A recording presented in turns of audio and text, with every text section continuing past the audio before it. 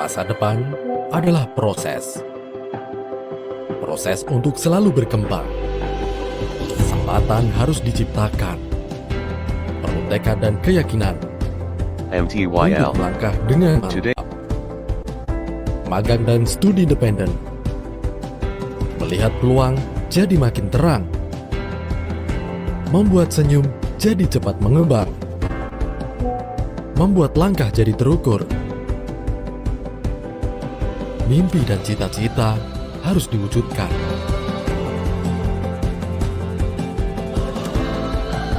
Kita anak-anak bangsa. Bentangkan niat. Kembangkan potensi diri. Sambutlah masa depan yang menjanjikan.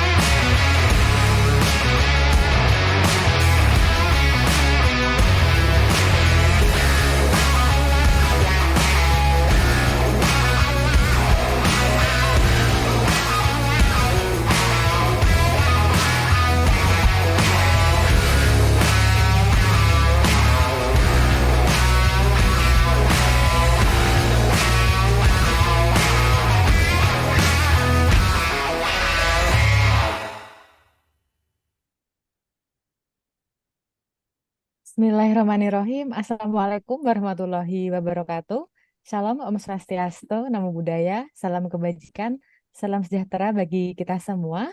Yang kami hormati Bapak Wahyu Haryadi selaku Kepala Program Magang dan Studi Independen Bersertifikat. Yang kami hormati Bapak Nur Abdillah Siddiq selaku Manajer Tim University and Student Engagement MSIB Angkatan ke-5.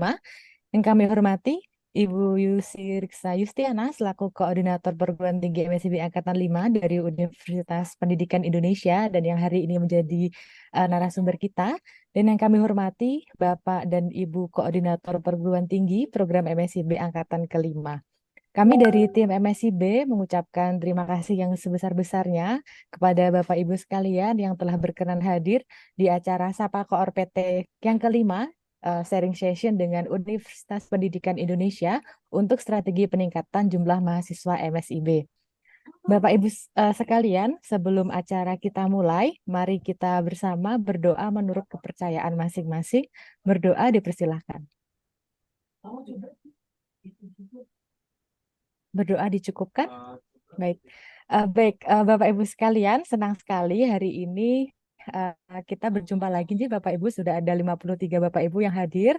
Nah, di dalam acara sore pada hari ini untuk pertama kalinya kami mengadakan Sapa Koor PT dengan fokus pada sharing session dengan perguruan tinggi Jih, di mana untuk hari ini kita akan berdiskusi dan sharing dengan Bu Yusi dari UPI terkait bagaimana sih cara untuk meningkatkan jumlah peserta untuk mendaftarkan MSIB seperti itu. Nah, di sore hari ini kita akan berdiskusi, kemudian berbincang-bincang secara langsung dengan Bu Yusi. Oleh sebab itu, Bapak Ibu sekalian, mari kita menjadikan momen Sapa Koor PT pada sore hari ini sebagai ajang sekaligus untuk bersilaturahmi dan saling bertukar informasi ini terkait hal-hal penting yang perlu dipersiapkan untuk menyambut pendaftaran dan pembukaan MSIB Angkatan ke-6. Karena kedepannya nanti akan banyak sekali hal-hal yang perlu kita diskusikan bersama Bapak Ibu. Baik, Bapak Ibu, untuk hari ini akan ada 2 agenda yang akan kita bahas bersama. Yang pertama nanti akan ada sesi sharing session yang akan secara langsung oleh Bu Yulian, nanti akan masuk ke sesi tanya jawab. Setelah itu nanti akan ada sedikit pemaparan dan update terkait dengan progres dari Koor PT yang nanti akan disampaikan oleh Mas Sidik dan akan masuk ke sesi tanya jawab. Baik, Bapak Ibu sekalian, sebelum kita memulai acara pada sore hari ini, mari kita bersama mendengarkan sambutan yang akan disampaikan oleh Ketua Program dari MSIB Angkatan ke-5, Bapak Wahyu Haryadi. Kepada Pak Wahyu, waktu dan tempat kami persilahkan. Baik, tes dulu. Suaraku clear, Mbak Ina ya. Clear Pak Wahyu. Oke. Baik, Bismillahirrahmanirrahim. Assalamualaikum warahmatullahi wabarakatuh. Shalom, Om Swastiastu, Namo Buddhaya, Salam Kebajikan. Ini tentunya yang saya hormati Bu Dr. Yusi dari Universitas Pendidikan Indonesia. Terima kasih Ibu waktunya sudah berkenan kita ganggu gitu ya untuk eh, bercerita begitu ya. Kok bisa gitu ya, kok bisa-bisanya gitu ya, UPI banyak banget yang mendaftar ya. Mungkin nanti ceritakan strateginya bagaimana gitu ya. Karena saya melihat di sini teman-teman dari KORPT juga ada yang sudah ingin mengejar, tapi ada yang masih jauh begitu. Monggo nanti diceritakan bagaimana nggih, Bu, strateginya seperti apa. Kemudian yang kami hormati Bapak Ibu KORPT yang ada di Indonesia ini sudah hadir di sini. Wah, ini banyak sekali. Artinya Bapak Ibu perguruan tinggi sudah eh, apa namanya ingin segera mahasiswanya mendaftar ke MSIB. Kemudian teman-teman dari tim MSIB terima kasih sudah menyiapkan ini semua Mas Sidik dan tim. Eh, Semoga ini lancar. Bapak Ibu sekalian, saya ingin menyampaikan beberapa hal. Yang pertama terkait perubahan SR dan SPTJM. Ini penting ya Bapak Ibu sekalian. Eh, saya melihat data per pagi ini baru ada sekitar 300 perguruan tinggi yang mengajukan akun pimpinan perguruan tinggi. Artinya dari 1.400 perguruan tinggi yang sudah mengikuti MSIB angkatan ke-5, untuk angkatan ke-6 baru ada 300. Jadi masih kurang 1.000 lebih begitu ya yang belum mendaftar. Ini penting saya sampaikan agar Bapak Ibu sekalian yang belum mendaftar untuk segera mendaftar ya di akun perguruan tingginya. Prosesnya Bapak Ibu sekalian, kalau misalnya pengen tahu prosesnya berubah ya. Bapak Ibu mungkin di sini juga sudah kenal namanya PKM ya, Program Kreativitas Mahasiswa. Nah, mirip Bapak Ibu sekalian. Jadi melalui platform seperti itu, klik-kliknya juga melalui platform. Nanti akan dijelaskan gitu ya. Itu yang pertama yang saya sampaikan. Jadi mohon Bapak Ibu yang belum mendaftarkan diri akun pimpinan perguruan tingginya, segera mendaftarkan diri. Ya, nanti silakan ya teman-teman Mbak Inayah atau Mas Sidik nanti disampaikan ya, itu diulang saja. Kita sudah lakukan sosialisasi beberapa kali tapi rupanya masih belum. Yang kedua Bapak Ibu sekalian, saya ingatkan dari Koor PT yang ada itu ada yang belum upload laporan Bapak Ibu sekalian. Ada 92 yang sampai sekarang belum upload laporan. Ini mau dibuka di sini 92-nya atau mau diingetin saja satu-satu? Nah, enaknya gimana nih? Ini kami berharap Bapak Ibu sekalian kita berkolaborasi begitu ya, agar semuanya gampang, semuanya lancar gitu ya. Kalau nanti ada honor-honor juga boleh gitu ya, bisa lancar begitu ya. Ini wah, buka saja Pak datanya gitu ya. Nah, saya hanya challenge saja gitu ya. Pada saat buka saja, jujur saya juga agak nggak enak gitu ya yang ada di sini. Karena apa? Bapak Ibu yang ada di sini ada banyak nih senior-senior saya gitu. Jadi nanti mungkin teman-teman dari Mas Didik ya, coba diingetin beberapa yang 92 ini siapa yang belum upload laporan. Kalau perlu dipanggil aja kali Mas Sidik ya. Yang 92 ini dipanggil saja, kita adakan pertemuan kapan gitu ya, misalnya besok gitu ya. Kenapa belum upload gitu ya. Terus mungkin perlu ditanyakan aja masih mau apa enggak gitu. Ini karena sudah sampai sekarang. Itu penting. Kemudian Bapak Ibu sekalian, tadi di awal tujuan kita hari ini adalah kita ingin sharing gitu ya. Tadi dari UPI ini bagaimana Bu Yusi akan mencoba menceritakan gitu ya. Mungkin Bu ceritakan ya jangan jangan hanya secara general gitu Bu. Ceritakan yang detail biar teman-teman apa namanya dari perguruan tinggi yang lain juga tahu apa yang dilakukan. Terus jangan takut Bapak Ibu sekalian untuk tahun 2024 Februari 2024 eh, pesertanya dianggarkan lebih banyak lagi untuk magang. Lowongan magangnya juga lebih banyak lagi. Nah, nanti dari teman-teman UC juga akan menyampaikan kira-kira strateginya apa agar mahasiswa juga diterima di sana. Mungkin itu saja Bapak Ibu sekalian dari saya. Semoga setelah ini gitu ya, strategi yang mungkin dilakukan dari UPI menjadi best practice begitu ya untuk bisa dilakukan di perguruan tinggi Bapak Ibu sekalian. Itu aja saya akhiri sambutan singkat dari saya. Akhir salam. Wabillahi taufiq wal hidayah. Assalamualaikum warahmatullahi wabarakatuh. Waalaikumsalam warahmatullahi wabarakatuh. Terima kasih banyak Pak Wahyu atas sambutan yang telah disampaikan. Untuk selanjutnya Bapak Ibu untuk mempersingkat waktu telah hadir bersama kita Ibu Yusi. Selamat siang Bu Yusi.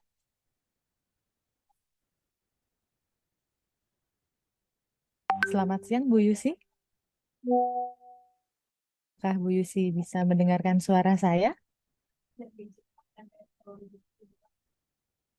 Baik, sepertinya Bu Yusi masih ada terkendala Bapak Ibu terkait dengan connecting audionya.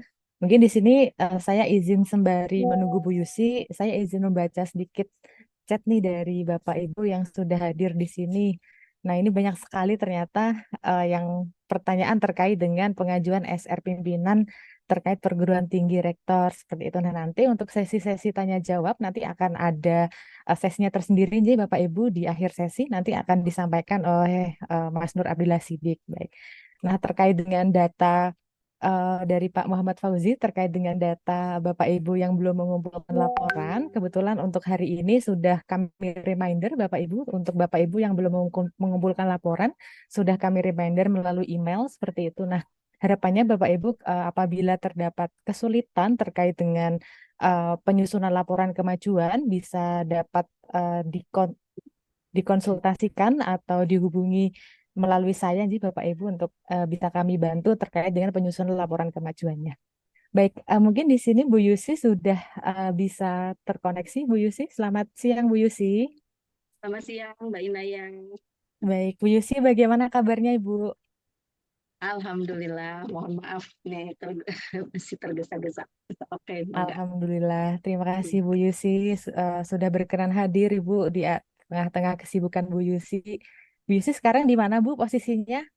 Baru nyampe rumah dari rumah sakit. Ya, Waduh, oke, alhamdulillah udah sampai rumah. Alhamdulillah. Semoga Ya, sehat-sehat selalu Jih Bu. amin. Ya, Amin. Baik, Bu Yusi terkait dengan sharing session pada siang hari ini, izin apakah nanti Bu Yusi kita akan berdiskusi santai saja atau nanti Bu Yusi ingin presentasi atau seperti apa Ibu? ya saya presentasi sedikit. Nanti barangkali habis itu kita bisa tanya jawab. Baik, terima kasih Bu Yusi. Baik, Bapak Ibu sekalian, untuk sesi sharing session dengan Bu Yusi bisa kita mulai Jih untuk waktu dan tempat. Bu Yusi, kami persilahkan.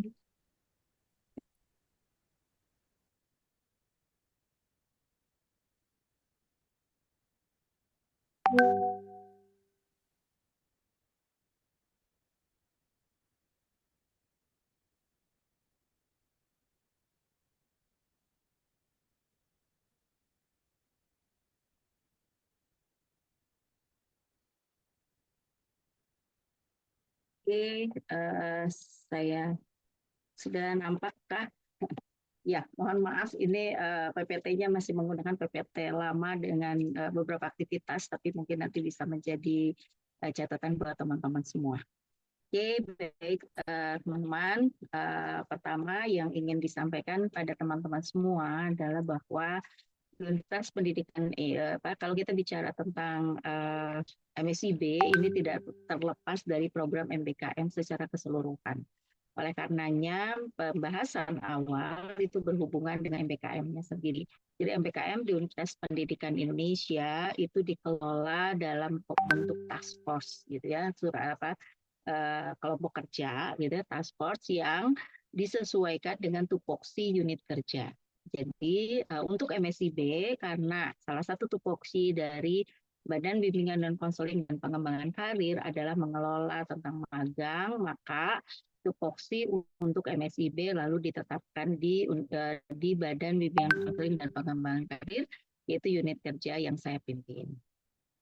Nah, dibantu di tingkat universitas ada perangkat pendukung digital lapor diri MBKM atau dashboard MBKM. Jadi semua mahasiswa yang mengikuti MBKM itu akan melapor diri gitu ya. Mengapa kita membuat dashboard lapor diri? Karena yang kita pahami MBKM dalam bentuk flagship itu kan semua proses pendaftarannya melalui kementerian langsung gitu ya, tidak melalui universitas. Universitas hanya memberikan bantuan berhubungan dengan surat rekomendasi, SPTJM dan bidang administrasi lain.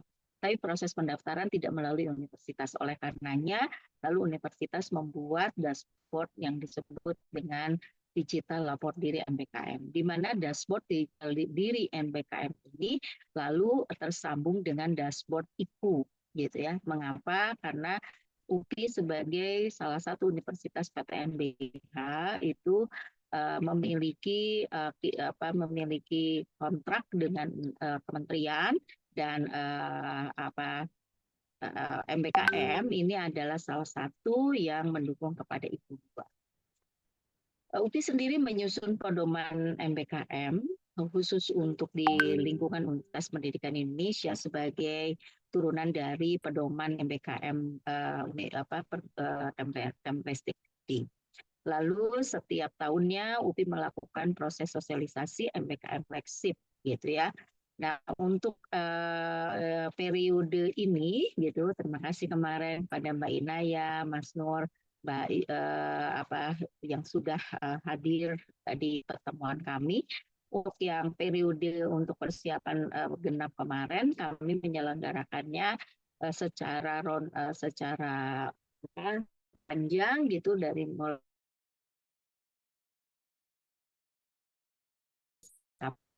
itu untuk flagship dan tidak.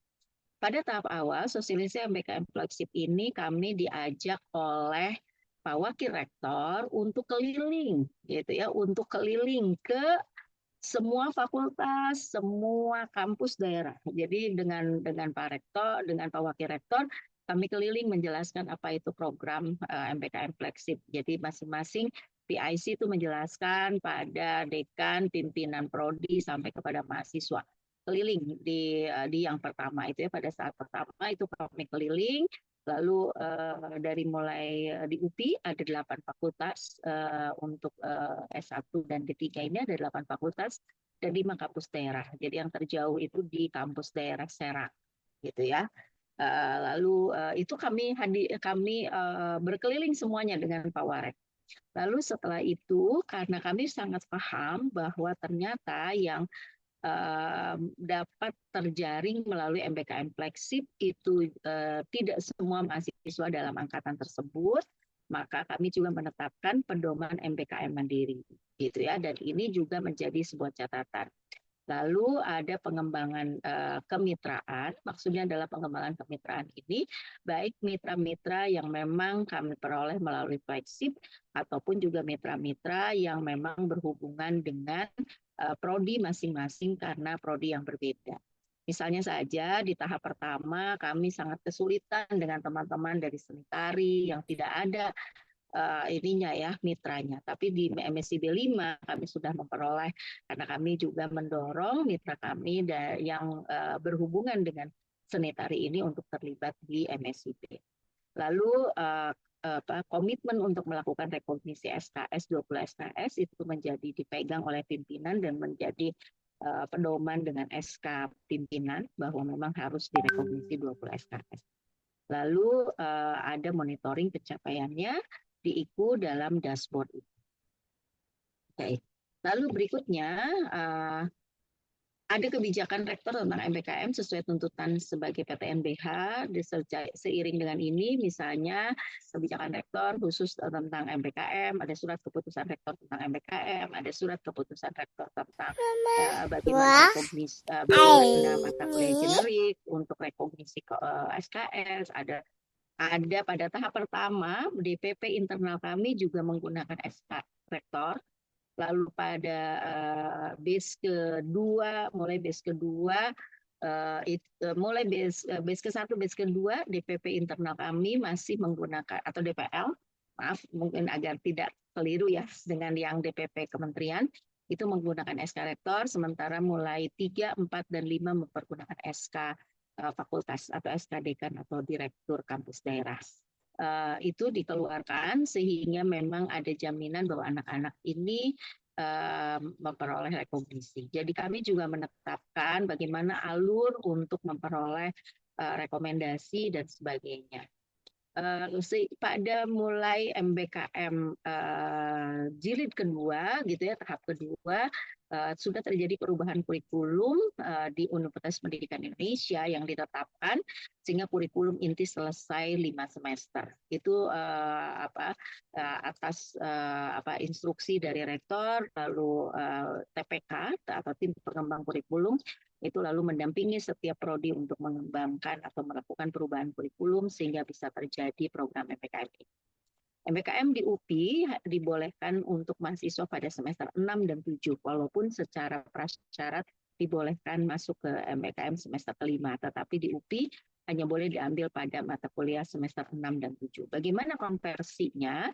Konversinya ada 3 kemungkinan. Bila mana kompetensinya sesuai dengan kompetensi mata kuliah, maka diperbolehkan untuk dikonversi atau direkognisi ke mata kuliah inti. Apabila kompetensinya sesuai dengan kompetensi prodi, maka dibolehkan direkognisi ke mata kuliah pilihan. Sementara jika mata kuliahnya itu sama sekali berbeda dengan kompetensi mata kuliah maupun kompetensi prodi, maka harus dikonversi ke mata kuliah generik. Dan untuk mata kuliah generik ini, prodi menjadi lebih nyaman karena tidak perlu membuat RPS, tetapi cukup melaporkan di spot kami di laporan proses pembelajaran bahwa mahasiswa ini lalu dikonversi ke mata kuliah generik, lalu nanti dosen yang mengampu mata kuliah tersebut akan tetap mendapatkan IBK. Lalu tadi seperti disebutkan ada banyak mahasiswa yang mungkin tidak diterima melalui fleksib, itu kami melakukan perubahan untuk mata kuliah PPL 6 SKS untuk DIK maupun non-DIK itu berubah menjadi 20 SKS dan perubahan KKN 4 SKS juga menjadi 20 SKS. Mahasiswa diwajibkan mengikuti MBKM, mahasiswa tidak bisa lulus tanpa pernah mengikuti MBKM apapun. Tahun 2023-2024 terdapat peraturan baru dari kementerian yang boleh dikonversi 10 SKS, tetapi dengan bobot yang ditampilkan dalam perhitungan itu, maka kita tetap Universitas Pendidikan Indonesia tetap menetapkan rekognisi itu 20 SKS. Gitu ya, rekognisi itu 20 SKS, 10 SKS itu jika menjadi berkesulitan. Oke, berikutnya di flagship ini ada Kementerian Dikbudristek, ada Sosial dan FKCI, mitra yang disediakan Kemdikbud ataupun BUMN, BUMD, semua mahasiswa terbuka untuk DIT dan non-DIT, MSIB B1 sampai ke 5, posisi UPI 3 besar dari jumlah yang melamar dan jumlah yang diterima. Lalu ada pejuang muda, sempat di MSIB B1 itu ada pejuang muda dari Kementerian Sosial, juga melalui MSIB, ada 25 mahasiswa kami, tapi di luar itu PMMB Magenta juga tetap berhubungan dan masih terdapat 10-25 mahasiswa kami yang juga terlibat. Pengembangan kerjasama dengan mitra untuk MSIB Mandiri ini didorong dengan mempergunakan dana dari PKKM apakah hibah. Kami membuat pedoman untuk magang internasional dan juga membuat pedoman untuk pengembangan kerjasama dengan mitra untuk mendorong prodi melakukan MSIB Mandiri. Dan untuk MSIB Mandiri, prodi yang bisa membuat proposal MSIB Mandiri dengan baik, mereka memperoleh dukungan sebesar 10 juta rupiah untuk penyusunan proposal. pada beberapa mitra kami memperoleh kuota khusus untuk magang bersertifikat studi independen. Contohnya misalnya dengan sekolah ekspor, kami atau dengan juga Lakore. Kemarin dengan Infinite Learning Batam, kami memperoleh kuota 1.000 hanya terpenuhi 175 mahasiswa. Untuk Orbit kami memperoleh kuota 100 hanya terpenuhi 25 mahasiswa. Ini adalah kuota khusus karena memang ada mahasiswa-mahasiswa kami yang memang menunjukkan hasil prestasi yang terbaik pada kegiatan magangnya. Pada kami lalu yang diakui oleh kami adalah ada sertifikat industri, ada sertifikat kompetensi, dan sertifikat internasional. Salah satu yang menjadi terobosan mulai batch ketiga adalah bahwa mahasiswa itu boleh mahasiswa didorong untuk yang mahasiswa semester 7 khususnya didorong untuk menulis skripsi dengan mengangkat permasalahan yang ada di tempat magang atau studi independen, dan lalu mendorong pembimbingnya satu dari UPI dan satu dari tempat magang atau tempat studi independen. Tetapi juga yang kedua, UPI juga membuat kebijakan bahwa boleh tidak dalam bentuk skripsi, tapi dalam bentuk artikel jurnal yang memang tetap menggunakan juga pembimbingan dari dosen dan mentor yang ada di magang sertifikat studi independen. Jurnal ini juga harus terbimbing, itu juga dipersilakan. Itu yang juga membuat mungkin menarik untuk para mahasiswa. Lalu bagaimana sosialisasi dan pengelolaan MSIB ini? Yang pertama kali Bapak dan Ibu yang kami lakukan adalah pengembangan pola pikir dan persepsi yang sama tentang program. Jadi UPI melihat bahwa untuk sebenarnya seperti seakan-akan ada sebuah dorongan bahwa untuk mahasiswa DIK itu didorong untuk mengikuti Kamjar, sementara non-DIK didorong untuk mengikuti MSIB. Walaupun pada kenyataannya DIK maupun non-DIK itu terbuka untuk mengikuti kedua program itu ya. Tetapi dipahami bahwa para mahasiswa memperoleh pengalaman di luar kampus yang sangat baik yang mendukung kepada kemampuan mereka. Pengembangan pola pikir dan persepsi yang sama tentang program ini lalu mendorong PA untuk memberikan rekomendasi dan diskusi dengan para mahasiswa untuk memilih mana saja mitra-mitra yang sekiranya dapat meningkatkan kapasitas para mahasiswa. Dan PA lalu memberikan monitoring terhadap pilihan para mahasiswa.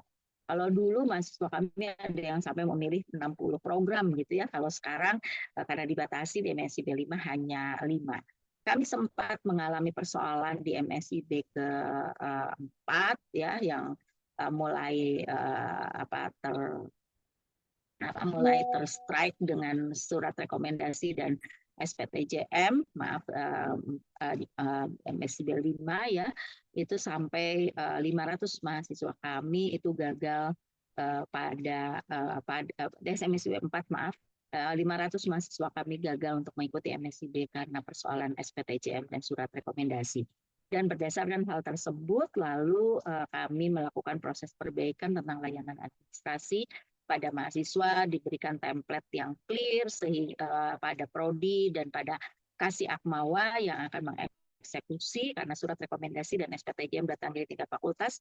Mengapa? Karena prodi tidak memiliki cap gitu ya, sehingga ditetapkan format di-share, formatnya tidak boleh berganti dan sebagainya, itu dilakukan. Jadi koordinasi kami dengan wakil dekan 1, prodi dan Kasih Akmawa itu dilakukan secara intensif berhubungan dengan pelayanan administrasi. Kami juga menyediakan waktu untuk konsultasi dan komunikasi para mahasiswa yang berhubungan dengan bagaimana memilih mitra dan bagaimana membuat CV dan sebagainya. Lalu kami juga memiliki telegram bersama yang berhubungan dengan MSIB. Mengundang atau menerima undangan mitra itu kami lakukan dan melakukan kampus hearing dengan para mitra.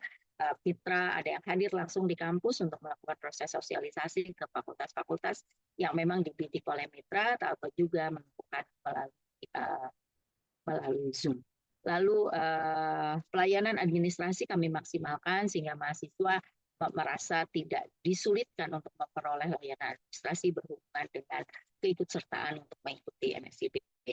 Kami melakukan monitoring pendaftar, sehingga misalnya di MSIB 5 itu Pak Rektor sendiri turun untuk melihat berapa jumlah pendaftar dan menargetkan target peserta pendaftar itu 2.000, dan kami kemarin secara pendaftar itu sampai kepada posisi 2.000. Tapi pada saat yang diterima memang menjadi turun gitu ya, jadi MSIB 5 pendaftarnya menjadi pendaftar yang terbaik. Lalu monitoring mahasiswa yang diterima itu kami lakukan juga melalui Prodi. Kami punya WAG khusus MBKM UPI, IKU, dan untuk melihat bagaimana program atau perkembangan. Lalu pertemuan-pertemuan yang diselenggarakan oleh MSIB Pusat itu kami selalu share pada Kaprodi dan pada penanggung jawab MSIB di tingkat fakultas dan tingkat prodi. Lalu monitoring proses dan evaluasi dan konversi nilai itu juga kami lakukan. Walaupun mungkin pada tahap awal ada kendala karena semester yang berbeda antara proses memulainya MSIB dan berakhirnya MSIB dengan semester, tetapi karena ada keluangan pada saat kita melaporkan nilai ke PDDT itu agak keluangan setelah terakhir pemasukan nilai, maka kami bisa memberikan secara smooth konversi itu dapat terjadi. Tetapi walaupun ada beberapa case beberapa case yang memang bermasalah, sampai hari ini case itu tidak lebih dari hitungan jari yang dengan mahasiswa kami. Ini walaupun tadi ini ada Bapak dan Ibu, mungkin Bapak dan Ibu sedikit saja penelitian flagship ini berhubungan dengan penelitian. Ini juga karena sifatnya adalah magang dengan BRIN. Ini di jalur yang berbeda, tetapi kami lalu memberikan pada para mahasiswa pas semester kami mendorong ini untuk mahasiswa semester 7 yang menyusun skripsi karena atau semester 6 untuk mata kuliah praktikum, gitu ya, untuk yang BRIN.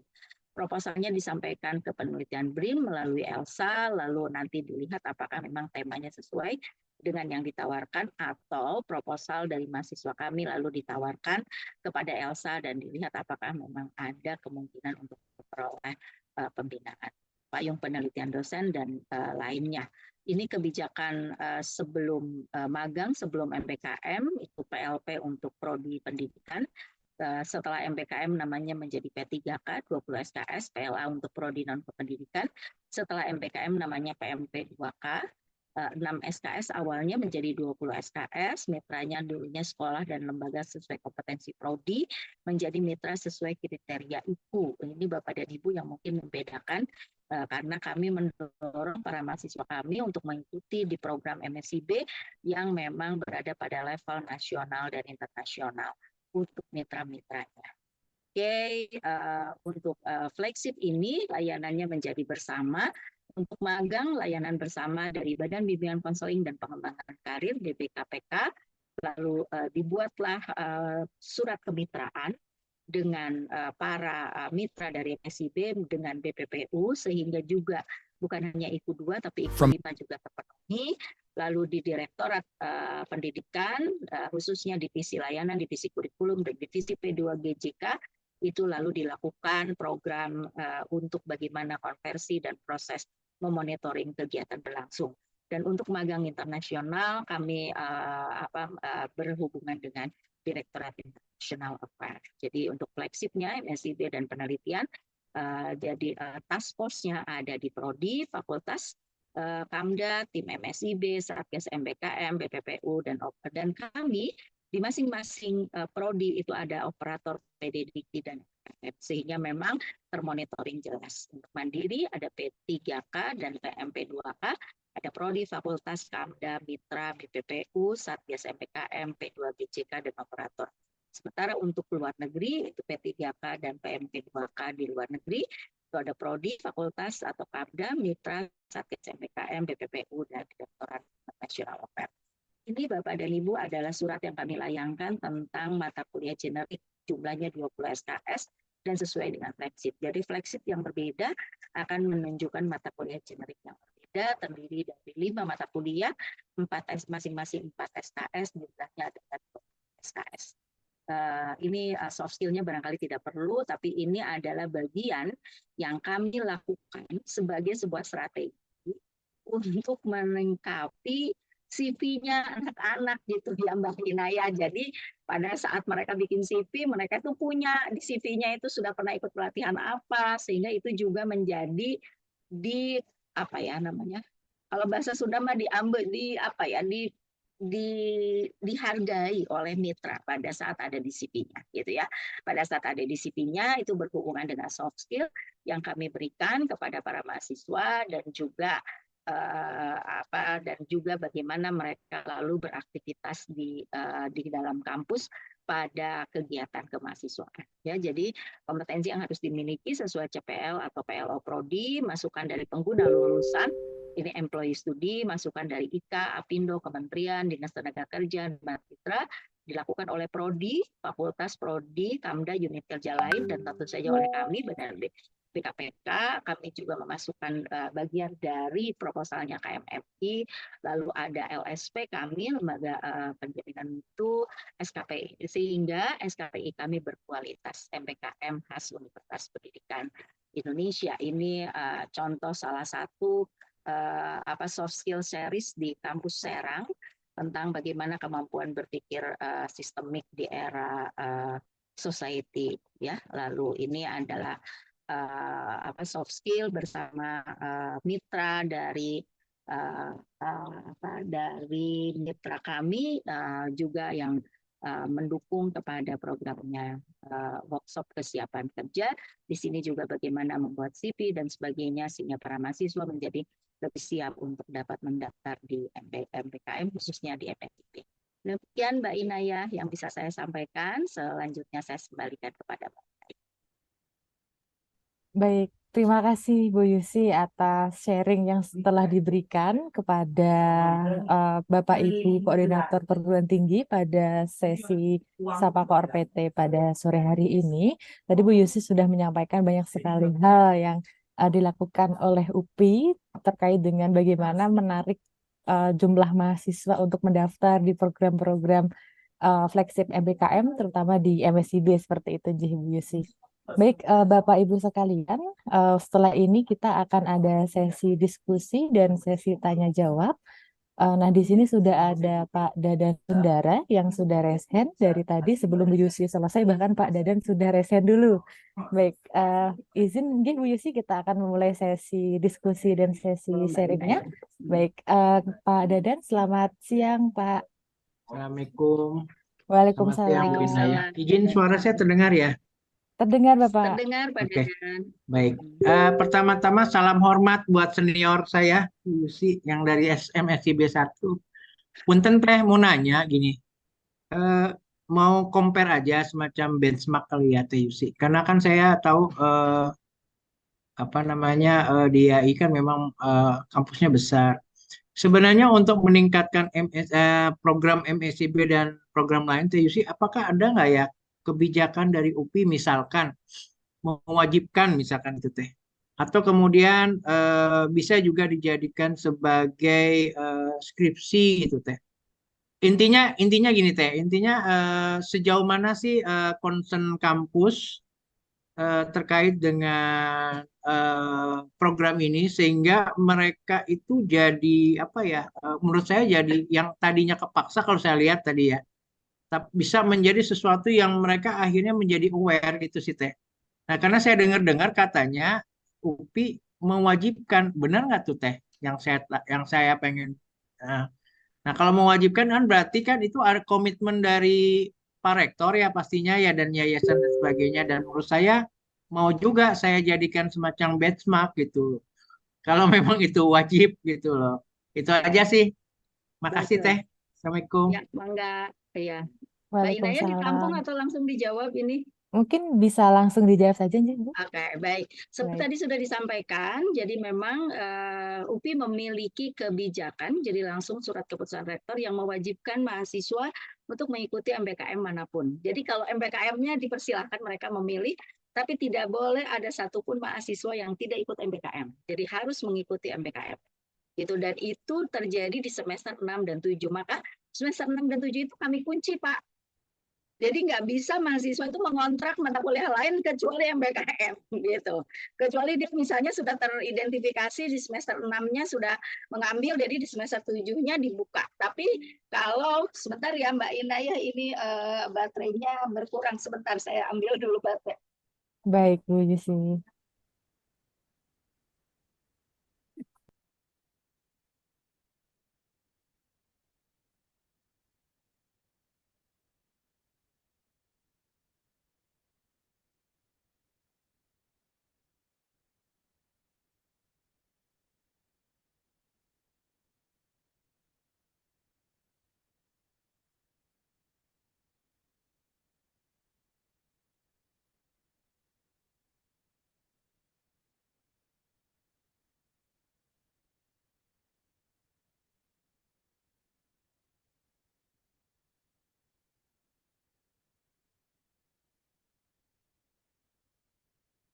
Nah, baik, maaf terganggu. Ya, jadi betul Pak. Jadi malah secara sistem dikunci Pak. Jadi semester 6 dan 7 itu dikunci untuk MBKM. Gitu ya. Jadi hanya memang mahasiswa boleh mengambil di semester 6, boleh mengambil di semester 7. Kalau dia sudah mengambil di semester 6, maka semester 7-nya dibuka. Tapi pada saat dia belum mengambil semester 6, maka semester 7-nya ditutup. Jadi prodi harus melapor tadi yang disebut dengan pada saat masuk ke tahun semester kedua MBKM berlangsung, itu kami kan sudah melakukan proses perubahan struktur kurikulum. Nah, di situ kan prodi melaporkan, prodi menetapkan MBKM di semester 8. Jadi prodi harus sudah melapor. Dia MBKM-nya berada di semester 8 atau berada di semester 7. Pada saat prodi melaporkan dia berada di semester 6, maka semester 6 di prodi itu dikunci. Jadi mahasiswa di semester 6 di prodi itu nggak bisa kemana-mana kecuali ikut MBKM. Nah, nanti kalau prodi itu melaporkan dia di semester 7, maka dikuncinya dia di semester 7. Gitu ya. Nah, hanya tadi kalau itu tidak lalu lolos di flagship, maka prodi punya kewajiban untuk melakukan MBKM mandiri. Nah, untuk MBKM mandiri ini, universitas juga memberikan dukungan. Salah satunya adalah kita juga membangun mitra melalui badan kami, Badan Bimbingan Konseling dan Pengembangan Karir, kami memperkenalkan berbagai mitra. Atau juga prodi sendiri sudah mengusulkan mitra. Hanya karena tadi UPI berada di PTNBH, mitra-mitra kami harus memenuhi kualifikasi itu. Jadi tidak bisa, mohon maaf Pak Dandan, nggak bisa mitra yang mohon maaf ece-ece sembarangan itu nggak bisa, karena nanti ikunya nggak masuk gitu. Jadi harus ikunya atau perusahaan atau lembaga gitu ya yang berlevel nasional atau berlevel internasional, atau juga misalnya atau kalau dia startup berapa penghasilannya dan sebagainya sesuai dengan kriterianya. Itu yang mungkin sebenarnya bikin kami agak engah juga Pak, karena nyari mitra dengan kualifikasi itu juga bukan sesuatu yang mudah gitu ya, bukan sesuatu yang mudah, tetapi itu kami lakukan. Itu Pak. Jadi memang pada saat misalnya ternyata contoh misalnya di semester yang sedang berjalan ini gitu ya, semester ganjil yang sedang berjalan ini, harusnya kan kami punya 7.000 mahasiswa yang mengikuti program MBKM flagship dari berbagai program gitu ya. Tetapi kan yang tercapai hanya 4.000. 3.000-nya kemana? 3.000-nya ikut P3MB KKN yang tadinya KKN 4 SKS menjadi P3MB 20 SKS, dan ikut P3K yang tadinya 6 SKS menjadi 20 SKS, ikut ikut PLP Nondik yang tadinya 6 SKS menjadi 20 SKS, sehingga memang ya sekian itu memang terpenuhi. Jadi semester genap pada tahun angkatan itu, semester ganjil yang berjalan itu menjadi terpenuhi. Itu sih sebenarnya yang kami lakukan. Jadi memang mohon maaf ini menjelang begini nih pagi siang sore itu dimonitor terus. Misalnya barusan saja misalnya Pak Warek itu post gitu ya di WAG pimpinan, di WAG MBKM UPI itu post prodi yang belum ya kalau fakultas sudah ya, prodi yang belum mengirimkan email prodi untuk verifikasi approve SR dan SPTMJ itu diumumkan. Jadi dari 106 prodi S1, S2, S1 D3 itu masih ada 12 prodi yang belum mengirimkan alamat emailnya. Itu dicolek gitu sama Pak Warek. Itu sampai seperti itunya Pak, bahwa administrasi itu harus clear. Kenapa? Karena mahasiswa sudah mulai ada yang mendaftar. Jadi kita nggak boleh tidak melayani administrasi mahasiswa. Gitu. Pada saat mahasiswanya mendaftar kita telat SRSPTJM, wah itu ramai tuh gitu ya. Pada yang ke-1, ke-2 dalam kondisi Pak Warek itu Pak Warek itu beribu-ribu kan tanda tangan pada saat kondisi Pak Warek mengalami COVID sekalipun itu administrasi itu kita kumpulkan di badan kami, lalu kami siapkan, kami kirim ke rumah Pak Warek, taruh di depan rumahnya, nanti Pak Warek tanda tangan diambil lagi, baru kemasikan ke mahasiswa itu seperti itu kita lakukan. Jadi artinya memang pelayanan mahasiswa itu menjadi sesuatu yang kita utamakan. Atau misalnya kemarin di MSEB 5 gitu ya, karena sempat misalnya yang jadi persoalan itu mencuat misalnya. Yang jadi persoalan adalah surat keterangan sehat. Ya, itu Pak Warek itu memerintahkan kepada poliklinik untuk buka layanan sampai melebihi jam kerja. Karena jam kerja misalnya itu jam 8 sampai jam 4 itu diminta membuka sampai jam 6 sore. Kenapa? Karena di antara jam 8 sampai jam 4 ternyata masa itu kebetulan Mbak Inaya sedang masa UAS. Jadi mahasiswa kan kalau lagi UAS dia antrian, sementara dia harus antri untuk membuat surat keterangan sehat gitu. Nah, itu Pak Warek itu memerintahkan dan itu tentu berkonsekuensi kepada kami untuk memberikan tambahan uang lembur bagi teman-teman di Poliklinik. Jadi itu memang seperti itu dilakukan oleh Universitas Pendidikan ini. Siapa? Kang Dadan. Ya.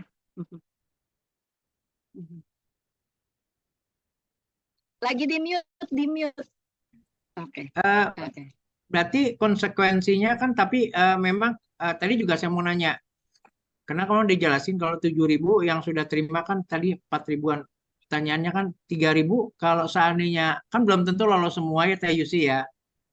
Ya kan belum tentu lolos semua juga kan. Nah, kalau yang nggak lolos kan tadi memang akhirnya ada program sendiri ya Teh Yusi ya. Ya. Yang sehingga menyebabkan akhirnya ujung-ujungnya 100% semuanya masuk program Kampus Merdeka gitu ya. Oke, cukup jelas. Nanti coba saya sharing ke rektor saya deh kalau itu jadi wajib. Kalau wajib, saya yakin Bu Inaya semua kampus penuh pasti. Itu udah pasti. Oke, makasih banyak.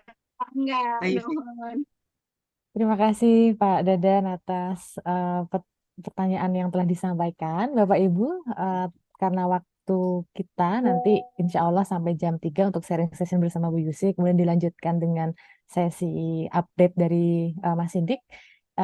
Berikutnya izin pertanyaan dari Ibu Regina yang sudah raise hand. Selamat sore Bu Regina.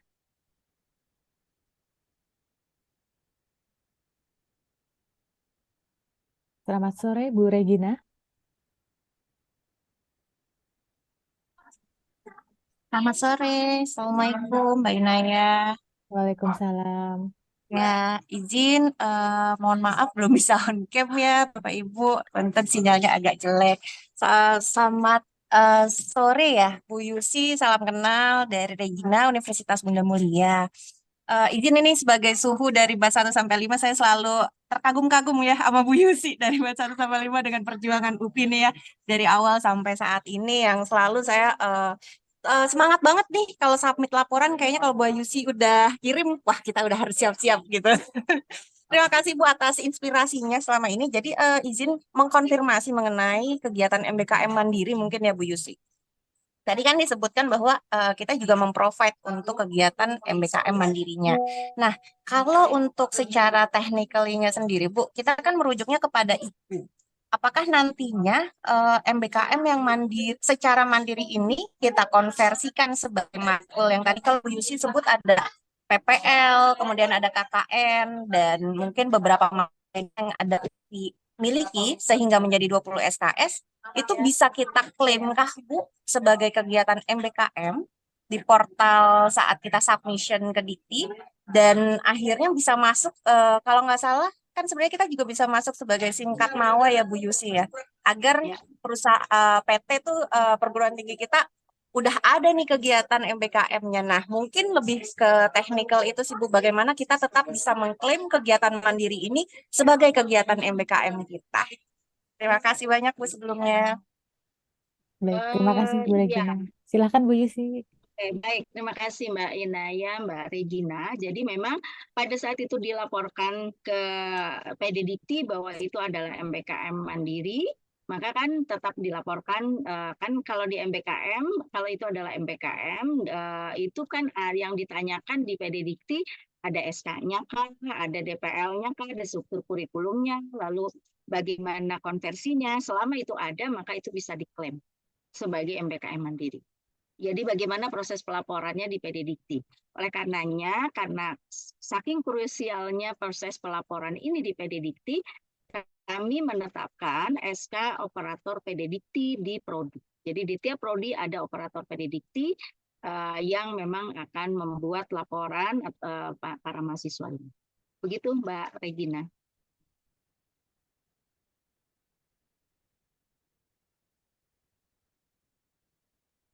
Baik, mungkin dari Bu Regina, apakah ada tambahan? Silahkan. Oke, berarti aman ya Bu Yusi sebenarnya selama kita punya RPS-nya sendiri, berarti kita harus punya kah Bu untuk masing-masing program? Karena tadi disebut kalau nggak salah kayaknya nggak pakai RPS ya Mbak Yusi ya untuk yang KKN Kalau contoh. yang ya kalau dia dikonversinya ke mata kuliah generik tidak dibuat RPS oleh prodinya. Oh, Tidak oke, dibuat RPS karena itu kan menjadi tanggung jawab universitas. betul. Jadi kami menyediakan yang disebut dengan mata kuliah generik untuk rekognisi gitu. Rekognisi Oke. dan mata kuliah generik ini untuk masing-masing fleksi berbeda. Contoh misalnya untuk MSIB misalnya di situ ada untuk studi independen misalnya ada etika profesi mata kuliahnya gitu. Itu misalnya jadi masing-masing fleksi tadi mata kuliah generiknya, kelompok mata kuliah generiknya berbeda-beda. Di magang bersertifikat misalnya ada TQM, Total Quality Management. Nah, kalau dia adalah mata kuliah generik, maka tidak di prodi tidak perlu membuat RPS karena RPS-nya dibuatkan oleh TPK. Sudah sesuai. Oke. Berarti kalau TPK untuk Universitas. mata kuliah magang itu berarti kita tetap bikin ya Bu ya? Ya, kalau itu di prodi masing-masing kalau yang mandiri. Kalau Oh, mandiri kan oke. artinya menjadi tanggung jawabnya ada di prodi. Tapi kalau prodi itu ingin mengkonversinya ke mata kuliah generik yang ada di universitas, dipersilahkan. Oh, oke. Siap-siap mulai paham. Karena sebenarnya kita tuh agak sedikit bingung saat kita mau menerjemahkan kegiatan magang menjadi dari yang sama sih sebenarnya tadi dari 6 SKS menjadi 20 SKS besar banget gitu ya Bu. Nah nanti kan pasti akan ditanyakan nih bagaimana capaiannya dan bagaimana outputnya dan sepertinya itu yang harus kita laporkan juga adalah bagaimana masing-masing laporan dan juga surat penunjukan ya Bu tadi yang lebih penting ya Ya. untuk disubmit. Oke, siap. Terima kasih banyak Bu Yusi dan Bu Inaya atas waktunya. Selamat siang. Selamat siang Bu Regina. Terima kasih Bu atas pertanyaannya. Baik, untuk sesi sharing session Bapak Ibu, mungkin satu pertanyaan terakhir dari Bapak Sukmayadi terkait dengan pertanyaan kepada Bu Yusi terkait dengan optimalisasi pendaftaran program MBKM. Baik, mungkin Pak Sukmayadi, selamat sore. Ya, selamat sore Ibu Ina ya, Putri. Selamat sore. Selamat sore Ibu Yusi Rizka. Terima kasih atas inputan dari Ibu Yusi terkait dengan pemaksimalan untuk mahasiswa supaya bisa mengikuti kegiatan MSIB. Kalau dari kami sendiri sih kendalanya adalah memang kita tidak mewajibkan mahasiswa untuk 100% ya mengambil kegiatannya MBKM ya. Baik dari semester 6 maupun semester 7. Jadi kita memberikan pilihan kepada mahasiswa untuk menentukan apakah dia mau mengikuti kegiatan MSIB atau kegiatan MPKM lainnya. Seperti itu sih. Terus juga kita juga tidak bisa memaksa prodi-prodi untuk mengikuti kegiatan MPKM karena memang distribusi di lingkungan kami itu masih terbuka gitu kan. Jadi ada bebas pilihannya. Seperti itu sih. Jadi memang kemungkinan untuk membuat kewajiban itu agak-agak sulit gitu ya. Gitu. Nah, Itu aja sih yang mungkin. Tapi sebenarnya saya ingin tanyakan adalah di sini adalah proses untuk pemberian surat rekomendasi dan SPTJM yang secara digital ini kami masih memiliki kendala sampai saat ini, atau memang untuk PIC Prodi tersebut masih belum bisa memberikan verifikasi ya. Seperti itu pertanyaannya sebenarnya lebih ke ya sistem yang ada sekarang sih. Itu sih Mbak Inaya. Terima kasih. Baik, terima kasih Pak Sukmayadi. Izin Bapak J nanti terkait dengan sistem pendaftaran, terkait dengan pendaftaran Koor PT atau pendaftaran pimpinan perguruan tinggi untuk verifikasi, nanti akan ada sesi dan akan dibantu dijawab oleh Mas Sidik setelah sesi ini, Ji Bapak izin. Oh gitu. Baik, Baik. mungkin Bu Yusi inginkah menanggapi Bu terkait dengan tadi yang disampaikan Pak Sukmayadi terkait bagaimana kalau misalkan dari perguruan tinggi ini belum mewajibkan seperti itu. Nah, apakah ada tips and trik supaya mahasiswa ini juga terdorong seperti itu untuk aktif mendaftar dan mengikuti program flagship MBKM meskipun tidak diwajibkan seperti itu. Baik, pertama tadi ya tetap ya membangun persepsi antara pimpinan bahwa pentingnya mahasiswa memiliki kemampuan lebih di luar kompetensi prodinya. Dan itu juga terjadi kepada mahasiswa. Pada proses solisitasi kami juga menunjukkan peluang-peluang yang akan diperoleh oleh mahasiswa pada saat mereka mengikuti kegiatan MBKM. Dan kehadiran dari kalau kami menggunakan KBAD untuk MSIP ini kami menggunakan Telegram karena bisa dengan jumlah yang banyak. Jadi di Telegram MSIB-nya UPI itu terhimpun mahasiswa MSIB dari B1 sampai dengan B5 sehingga ada 4.000 sekian mahasiswa yang lalu di sana bisa bertukar cerita gitu bahwa sampai misalnya adakah yang sekarang sedang mendaftar di sini, teman-teman dapat apa, itu muncul gitu, saling muncul, lalu nanti kakak tingkatnya mengatakan itu nanti kalau lagi wawancara kamu harus begini itu terjadi gitu. Jadi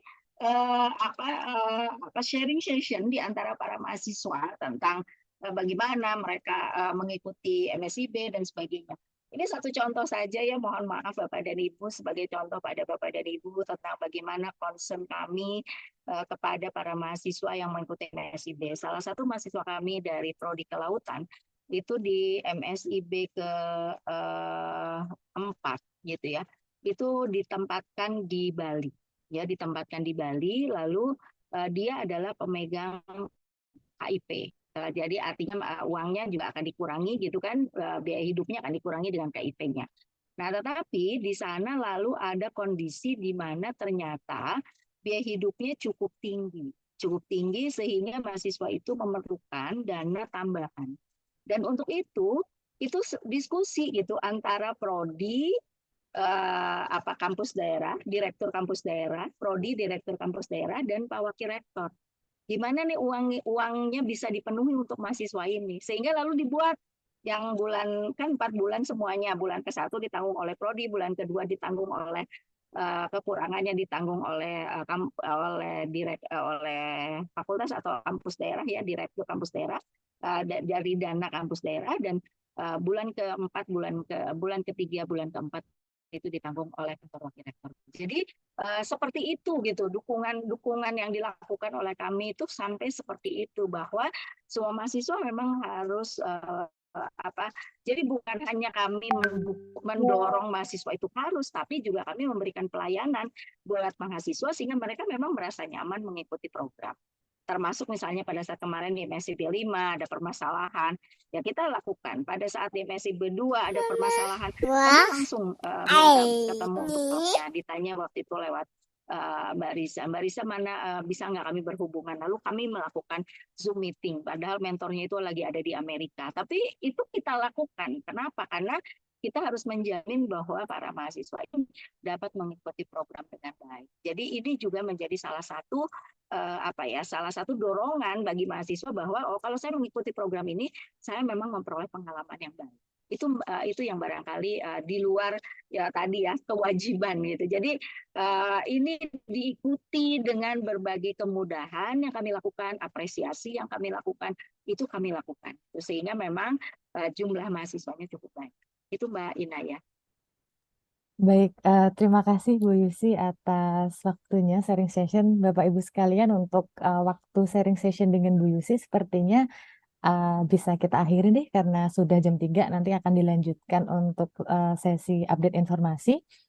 Karena sudah tidak terasa Bapak Ibu, kita sudah 1 jam bersama-sama melaksanakan sharing session bersama Bu Yusi. Kalau Ibu Regina tadi menyebut kalau Bu Yusi ini suhu seperti itu ya. Dari MSIB 1 hingga MSIB 5 semangatnya Bu Yusi tidak pernah surut. Terima kasih Bu Yusi atas waktunya. Di tengah-tengah kesibukan Bu Yusi masih menyempatkan diri untuk hadir dan memberikan informasi dan sharing begitu terkait dengan pelaksanaan program MBKM di UPI. Dan suatu kehormatan bagi kami bisa mendengarkan Bu Yusi bercerita terkait dengan perjalanan UPI untuk membangun cara-cara agar mahasiswa ini terdorong mengikuti program MBKM. Baik, terima kasih banyak Bu Yusi. Baik, Bapak Ibu, untuk selanjutnya izin kita akan berganti sesi, yaitu sesi update informasi terkait dengan Koor PT. Nah, tadi juga nanti insya Allah akan dijawab pertanyaan dari Pak Sukmayadi terkait dengan approval akun pimpinan perguruan tinggi, nanti akan dijawab oleh Mas Sidik di sesi kali ini. Baik, selamat sore Mas Sidik.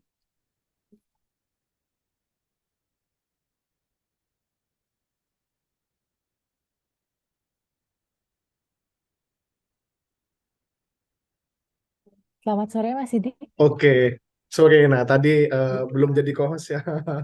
Baik, Oke, Mas Sidik bagaimana kabarnya Mas Sidik? Alhamdulillah sehat Mbak Inaya. Mbak Inaya bagaimana Alhamdulillah sehat. kabarnya? Alhamdulillah sehat. Tadi setelah mendengarkan cerita dari Bu Yusi semakin semangat nih kita Mas Sidik untuk Betul. bersama-sama nih mendampingi mahasiswa mengikuti MSIB. Baik, silakan Mas Sidik untuk sesi update informasinya. Waktu dan tempat kami persilahkan. Baik, terima kasih banyak Mbak Inaya. Bismillahirrahmanirrahim. Assalamualaikum warahmatullahi wabarakatuh. Selamat sore Bapak Ibu Koordinator Perguruan Tinggi. Yang saya hormati Bapak Wahyu Hari Haji selaku Kepala Program MSIB. Kemudian yang saya hormati Ibu Dr. Yusi yang berkenan sharing terkait pengelolaan MSIB di UPI, luar biasa. Saya dari UGM juga kagum begitu ya melihat bagaimana UPI mengelola kegiatan MSIB dan juga MBKM-nya. Nah, saya mewakili tim MSIB mengucapkan terima kasih kepada Bu Yusi telah berkenan sharing. Dan tadi saya menikmati diskusi Bu Yusi dengan Bapak Ibu, sepertinya belum cukup ini Mbak Inaya waktunya ya. Jadi singkat sekali sepertinya tadi ada banyak pertanyaan yang belum sempat terjawab. Nah, Bu Yusi sudah ada di grup Bapak Ibu. Jika Bapak Ibu masih ada pertanyaan terkait pengelolaan MSIB atau MBKM di UPI, Bapak Ibu bisa langsung menghubungi Bu Yusi. Nomornya sudah ada di grup Koordinator Perguruan Tinggi. Baik, pada sore hari ini saya akan melanjutkan terkait dengan update MSIB Angkatan ke-5 dan juga update MSIB Angkatan ke-6. Nantinya saya juga akan berusaha menjawab pertanyaan Bapak Ibu terkait dengan digitalisasi SRSPTJM. Memang digitalisasi ini relatif baru Bapak Ibu sehingga sangat wajar dan sangat dimaklumi jika ada banyak pertanyaan, termasuk jika ada banyak kendala. Karena biasanya sesuatu yang baru itu butuh kesabaran dan pemahaman untuk kita bisa menjalaninya dengan baik. Untuk yang pertama perlu kami sampaikan terkait tenggat waktu pengumpulan laporan kemajuan Koordinator Perguruan Tinggi. Jadi sebagaimana Bapak Ibu Korpeti ketahui bahwa syarat pencairan honorarium itu adalah dikumpulkannya laporan kemajuan untuk syarat pencairan honorarium termin 1 dan syarat pencairan honorarium termin 2 adalah dikumpulkannya laporan akhir. Nah, jadi Bapak Ibu salah satu kewajibannya ketika menjadi Korpeti adalah mengumpulkan laporan kemajuan bagi nama-nama Bapak Ibu yang masuk ke SK. Nah, adapun laporan kemajuan ini telah muncul suratnya dengan nomor 7578 garing E2.1 garing DT.01.01 2023 terkait tenggat waktu maksimal pengumpulan laporan kemajuan. Jadi tenggat waktu maksimalnya adalah 15 November 2023 pukul 22.00. Dan ini tidak akan ada lagi perpanjangan Bapak Ibu karena sudah diperpanjang berkali-kali begitu Bapak Ibu. Nah, jadi bagi yang belum mengumpulkan sampai tenggat waktu tersebut, maka mohon maaf pembayaran honorarium koordinator PT-nya tidak dapat diproses, baik untuk termin 1 maupun termin 2. Mengapa? Karena di termin 2, syarat pencairannya adalah pernah dicairkan di termin 1. Nah, jadi jika Bapak Ibu nanti katakanlah tidak membuat laporan kemajuan, kemudian membuat laporan akhir, nah itu tidak akan menerima keduanya Bapak Ibu. Maka mohon Bapak Ibu yang namanya masuk di SK, kami mohon kerjasamanya, mohon koordinasinya untuk dapat mengumpulkan laporan kemajuan. Nah, adapun data Core PT yang terkait dengan laporan kemajuan per hari ini, Selasa 7 November 2023, yang sudah sesuai, selamat Bapak Ibu, ada 403 Core PT. Dari sekitar, berapa tadi saya menghitung?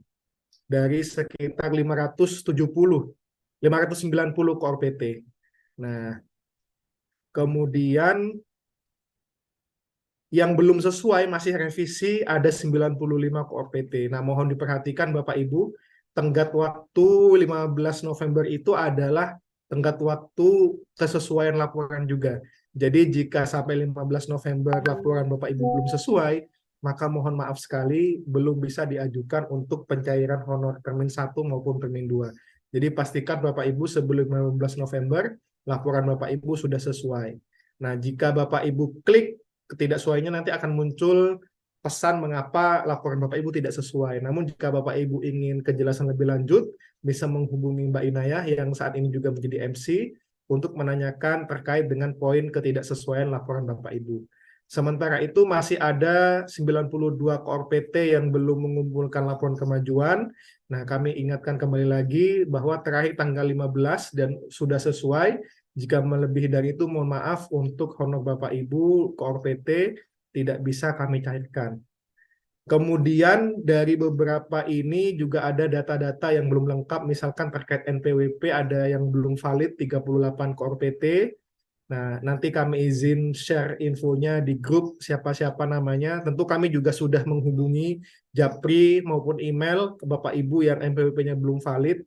Nah, kemudian yang kedua rekening juga belum valid, ada 8 Core PT, belum mengisi golongan kepegawaian, apakah 3C, 3D, 4A, dan seterusnya, ada 16 Core PT, dan ada yang belum submit tempat lahir Bapak Ibu.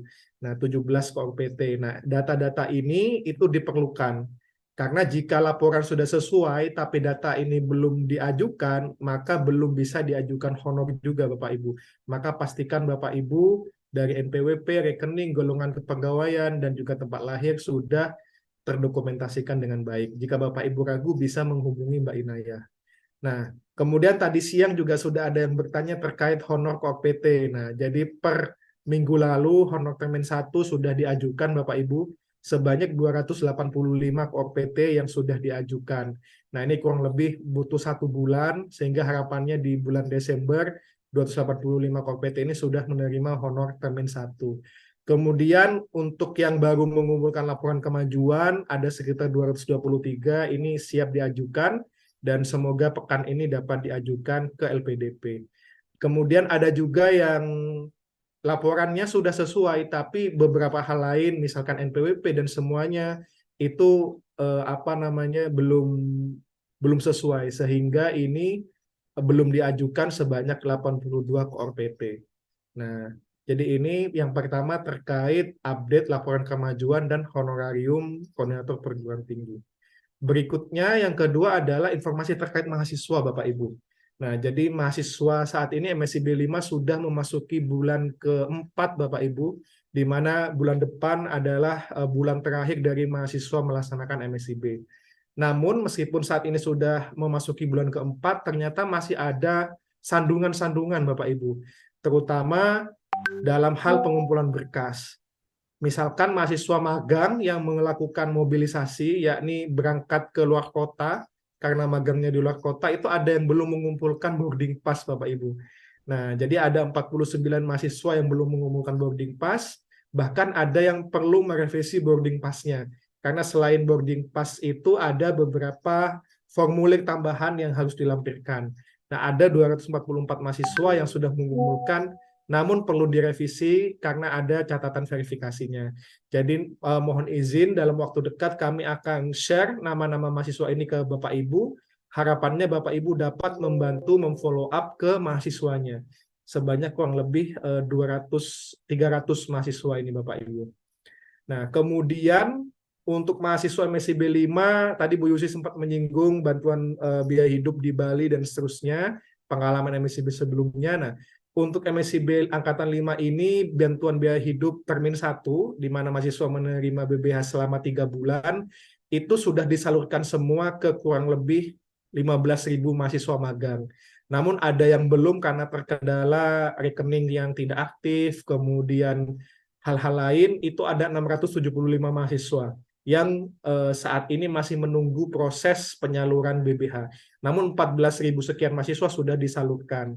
Nah, jadi mohon kami pengertian dari Bapak Ibu jika ada mahasiswanya yang belum menerima, nah itu biasanya antara rekeningnya keliru, kemudian yang kedua beda bank, kami sudah mewanti-wanti dari awal untuk menggunakan bank mandiri, namun ternyata ada yang mahasiswa yang menggunakan bank BRI, bank BSI, sehingga sudah terdebit dari pemberi dana, namun belum tersalurkan karena berbeda bank. Nah, ini juga menjadi waktu tambahan sampai dana tersebut tersalurkan ke mahasiswa. Dan juga ada yang SPTJM-nya misalkan masih terkendala, belum memilih beasiswa dan sebagainya. Nah, itu ada 675 mahasiswa. Itulah kenapa kemudian di MSIB 6 ini sudah digitalisasi Bapak Ibu. Harapannya sudah tidak ada lagi mahasiswa yang terkendala karena SPTJM, SR, dan lain sebagainya.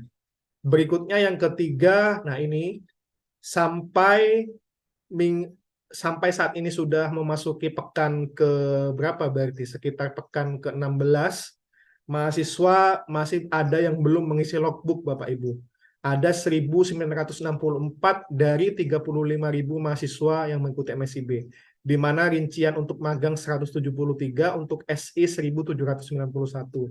Nah, kami mohon bantuan jika Bapak Ibu melakukan proses monitoring ke mahasiswa untuk kembali mengingatkan mahasiswa agar mengisi logbook, karena itu adalah kewajiban dari mahasiswa. Untuk mahasiswa magang, logbook ini krusial karena menjadi syarat pencairan BBH termin kedua. Nah, jadi jika mahasiswa belum mengisi logbook dari pekan 1 sampai pekan ke-8, maka bisa dipastikan pencairan termin 2-nya menjadi terkendala, menjadi molor, dan mahasiswa bisa menerimanya di akhir-akhir waktu, begitu Bapak Ibu. Maka kami memohon bantuan Bapak Ibu untuk mengingatkan mahasiswa agar mengisi logbook dari pekan 1 sampai pekan ke-8. Kemudian yang terakhir terkait informasi mahasiswa, dari 14 Agustus pelaksanaan hari pertama MSIB sampai hari ini 7 November, ada 282 mahasiswa yang mengundurkan diri. Alasannya macam-macam Bapak Ibu, ada yang sakit, ada yang meninggal dunia, kemudian ada yang melakukan pelanggaran di perusahaan atau di mitra, kemudian macam-macam alasannya. Ada yang alasan personal, ada yang alasan kuliah dan sebagainya, di mana untuk alasan-alasan yang tidak force major, maka mahasiswa tersebut di blacklist dari pelaksanaan MSIB Angkatan 6, 7, dan seterusnya. Jadi Bapak Ibu nanti misalkan kemarin ada protes ya, kok mahasiswa ini sudah sesuai berkasnya kok tidak lolos begitu. Nah, itu karena mahasiswanya mengundurkan diri dan tidak termasuk force major. Dan itu sudah di blacklist untuk tidak bisa ikut di kegiatan MSIB untuk berikut-berikutnya. Maka perlu dipastikan Bapak Ibu untuk menanyakan komitmen mahasiswa sebelum mengikuti MSIB. Karena konsekuensinya cukup berat jika mahasiswa mengundurkan diri di tengah, konsekuensinya adalah di blacklist tidak bisa mengikuti MSIB mahasiswanya. Berikutnya yang ketiga terkait pengumpulan laporan akhir. Nah, jadi MSIB Angkatan 5 ini akan selesai di 31 Desember 2023. Nah, kemudian berkas laporan akhirnya maksimal dikumpulkan 2 minggu setelah 31 Desember, yakni 14 Januari 2024 adalah batas maksimal terakhir dikumpulkannya laporan akhir. Nah, jika kemudian mahasiswa belum mengumpulkan laporan akhir, sampai tenggat waktu yang ditentukan, yakni 14 Januari, maka mahasiswa akan diminta untuk mengembalikan seluruh dana yang telah diperoleh ke kas negara, baik biaya mobilisasi, kemudian biaya bantuan biaya hidup, tuition fee, dan lain sebagainya. Maka pastikan Bapak Ibu mereminder mahasiswa untuk mengumpulkan laporan akhir sebelum 14 Januari 2024. Nah, koordinator perguruan tinggi di sini dapat membantu mengingatkan mahasiswanya untuk mulai menyicil laporan akhir. Karena sebagaimana Bapak Ibu ketahui, jika ada mahasiswa yang tidak mengumpulkan laporan akhir, maka kampus Bapak Ibu akan mendapatkan surat untuk mengembalikan sejumlah dana. Maka sebelum itu terjadi, pastikan tidak ada mahasiswa Bapak Ibu yang tidak mengumumkan laporan akhir mahasiswa. Nah, ini adalah formatnya yang nantinya akan kami paparkan di Sapa Mahasiswa di sesi yang terpisah Bapak Ibu, terkait BIMTEK pengisian laporan akhir MSIB angkatan kelima. Nah, berikutnya adalah periode pengisian nilai oleh mitra MSIB. Jadi, sebagaimana tadi dijelaskan bahwa MSIB angkatan 5 akan selesai pada 31 Desember 2023. Nah, mitra atau perusahaan atau instansi MSIB yang menjadi mitra MSIB itu dapat mulai mengisi dari 20 Desember sampai 14 Januari.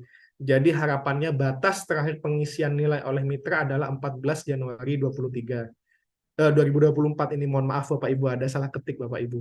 Nah, jadi dimohon Bapak Ibu, baik itu PT, Kaprodi, fakultas tidak meminta nilai kepada mitra sebelum 20 Desember 2023. Kami mendapatkan banyak laporan begitu ya di MSIB sebelumnya, sekarang belum terjadi. Di MSIB 4 belum dinilai dari Bapak Ibu sudah mendesak begitu. Nilainya mana kok belum diberikan. Nah, ini kami jelaskan supaya harapannya nanti hal tersebut tidak terjadi begitu. Karena nilai baru bisa Bapak Ibu peroleh itu minimal 20 Desember dan maksimal 14 Januari 2024. Maka pastikan sebelum itu Bapak Ibu tidak meminta nilai kepada mitra.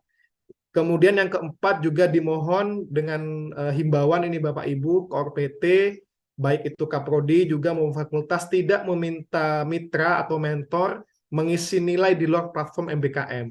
Nah, ini terjadi di kampus besar, saya tidak ingin menyebutkan kampusnya, cukup merepotkan mentor dan juga mitra, karena mereka mempunyai sistem penilaian sendiri dan itu wajib mentor mengisi. Dan mentor karena merupakan karyawan perusahaan, karyawan tetap, merasa keberatan untuk mengisi asesmen penilaian yang cukup banyak. Nah, maka ini kami sampaikan dimohon kepada Bapak Ibu tidak meminta mentor atau mitra atau PIC mitra untuk mengisikan nilai di luar platform MBKM. Karena di platform MBKM pun nilai-nilainya itu nanti sudah akan diisikan oleh mentor atau PIC mitra.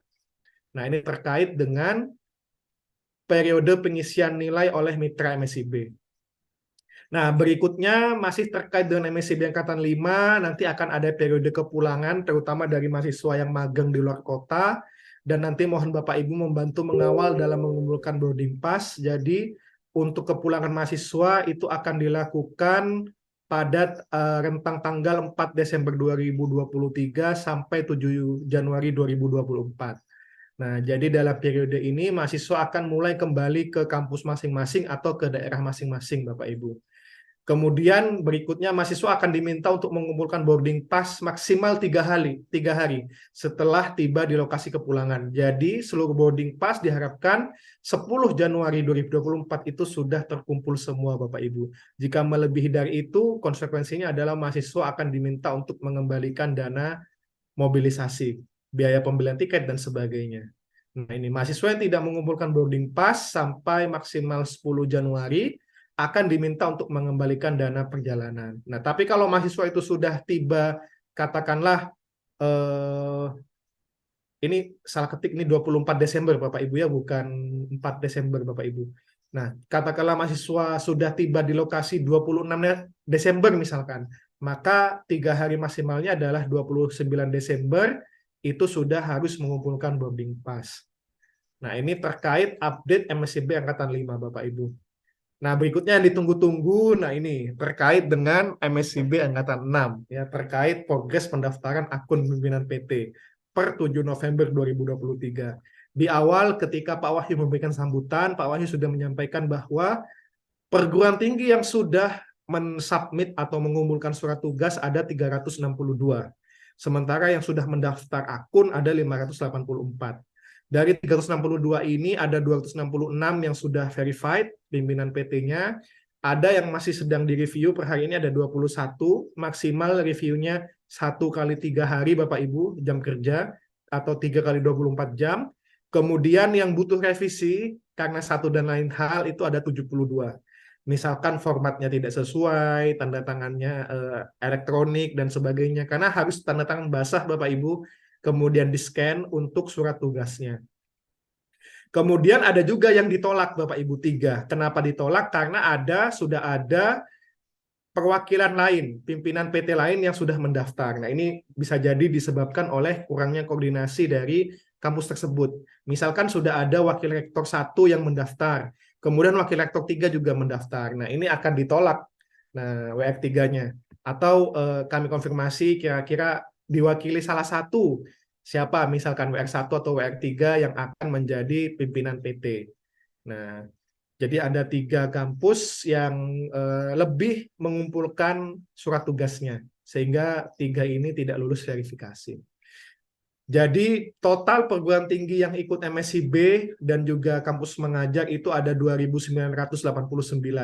Nah, ini targetnya semuanya dapat membuat akun Bapak Ibu. Nah, jadi kalau masih dibandingkan ini masih dalam 12% Bapak Ibu ya, 12% dari total perguruan tinggi yang pernah mengikuti MSIB maupun kampus mengajar. Jika Bapak Ibu belum mendaftar, akun pimpinan perguruan tingginya mohon untuk segera mendaftar Bapak Ibu. Nah, terakhir pendaftaran nanti akan saya jelaskan di slide berikutnya Bapak Ibu. Dan jika Bapak Ibu ada kendala bisa disampaikan di grup ya. Nah, kemudian juga, nah ini perlu kami sampaikan bahwa Bapak Ibu belum bisa merekomendasikan mahasiswa sebelum mahasiswa itu memilih lowongan. Nah, jadi misalkan, ini sekaligus menjawab pertanyaan Bapak Ibu, pimpinan PT-nya sudah terverifikasi, email prodinya sudah dimasukkan, dan juga email prodinya sudah verified juga, begitu.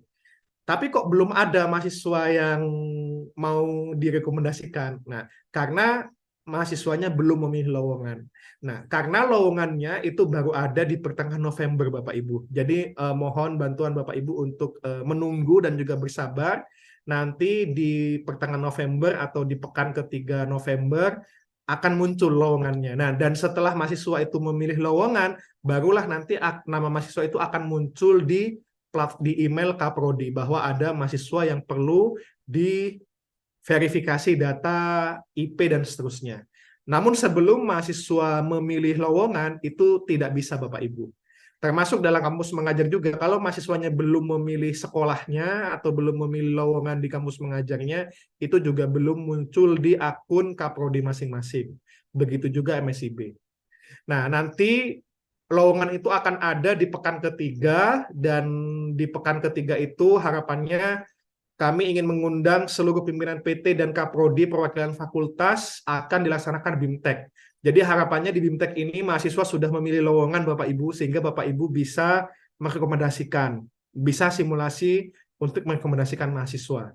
Nah, jadi ini akan dilaksanakan pada hari Senin 20 November 2023 jam 1, baik itu melalui ruang Zoom webinar maupun live YouTube Dikti terkait dengan BIMTEK, Kaprodi atau perwakilan fakultas. Kenapa kok lama sekali Mas Sidik kok sampai nunggu 20 November tadi Bapak Ibu? Karena kami menunggu lowongannya muncul sehingga Bapak Ibu bisa langsung simulasi jika ada mahasiswa yang membutuhkan rekomendasi dan juga verifikasi data akademik dari Bapak Ibu Kaprodi maupun rekomendasi dari pimpinan perguruan tinggi. Nanti akan ada simulasi pemberian rekomendasi pada mahasiswa.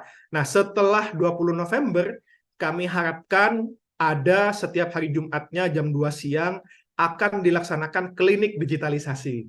Jadi di sini jika Bapak Ibu ada kendala, kemudian ada error, nah Bapak Ibu pimpinan PT maupun Kaprodi dapat hadir dan melaporkan kendalanya. Jadi sampai pendaftaran ditutup 15 Desember dan semoga tidak ada perpanjangan Bapak Ibu, artinya ada 3 kali kesempatan untuk melaksanakan klinik digitalisasi di 24 November, 1 Desember, dan 8 Desember 2023. Silakan Bapak Ibu yang bermasalah atau memiliki pertanyaan bisa hadir di klinik digitalisasi ini. Atau juga sudah clear, maka tidak perlu hadir lagi. Jadi klinik digitalisasi ini perlu dihadiri oleh Bapak Ibu yang punya pertanyaan atau yang terkendala begitu dalam mengikuti MSIB. Nah, berikut adalah timeline MSIB, Bapak Ibu, untuk pendaftaran mahasiswa itu sampai 15 Desember, begitu juga sosialisasinya. Kemudian, tenggat waktu pendaftaran akun pimpinan PT itu adalah 1 minggu sebelum pendaftaran mahasiswa. Dalam hal ini adalah 8 Desember. Jadi mohon Bapak Ibu segera mendaftar, karena pendaftaran pimpinan PT itu akan ditutup 8 Desember. Kalau ada mahasiswa yang mendaftar tapi pimpinan PT-nya belum daftar, bagaimana Mas Sidik? Artinya mahasiswa itu masih belum bisa ikut. Karena supaya mahasiswa bisa ikut MSIB, mahasiswa tersebut harus direkomendasikan oleh pimpinan PT. Dalam ini pimpinan PT berarti perlu mendaftar akun di MSIB, Bapak Ibu, atau di Kampus Merdeka. Nah, nanti pimpinan PT itu dia tidak hanya MSIB, Bapak Ibu, tapi juga kampus mengajar. Nah, untuk PMM beda platform, Bapak Ibu. Jadi sendiri PMM yang jadi satu adalah platform MSIB dan kampus mengajar. Sehingga bisa jadi pimpinan PT ini juga akan merekomendasikan mahasiswa kampus mengajar, tidak hanya MSIB saja. Sampai 8 Desember. Kemudian batas waktu verifikasi data akademik dari Bapak Ibu juga sampai 15 Desember. Baru setelah 15 Desember ini, 16 Desember akan kami tarik datanya, kemudian kami ajukan ke perusahaan untuk diseleksi. Nah, jadi harapannya sudah tidak ada lagi yang tidak lolos berkas di sini Bapak Ibu. Jika itu sudah direkomendasikan oleh perguruan tinggi, artinya itu sudah lolos berkas. Nah, jadi di sini yang memiliki kuasa untuk menolak berkas dan pengajuan mahasiswa itu di Kaprodi dan pimpinan perguruan tinggi. Jadi tim MSIB itu menerima data yang sudah lolos di Kaprodi dan juga pimpinan PT. Jadi semua mahasiswa yang nantinya direkomendasikan oleh perguruan tinggi, maka semua itulah yang nanti akan kami teruskan ke perusahaan Bapak Ibu. Jadi di tanggal 18 Desember sampai 19 Januari, perusahaan akan melakukan seleksi. Nah, seleksinya kembali lagi diserahkan ke perusahaan masing-masing. Dan yang berbeda Bapak Ibu dan lebih menyenangkan hati begitu, di MSIB 6 ini sudah tidak ada lagi tes kebinekaan mahasiswa Bapak Ibu. Jadi selama mahasiswa itu direkomendasikan oleh pimpinan PT, maka mahasiswa itu sudah bisa mengikuti proses seleksi yang diselenggarakan oleh mitra. Jika sebelumnya Bapak Ibu ingat ya, dari MSIB 1 sampai 5 itu kan wajib mengikuti tes kebinekaan, di mana kalau tidak ikut tidak lolos ya. Nah, sekarang sudah tidak lagi tes kebinekaan, sudah tidak ada lagi tes kebinekaan.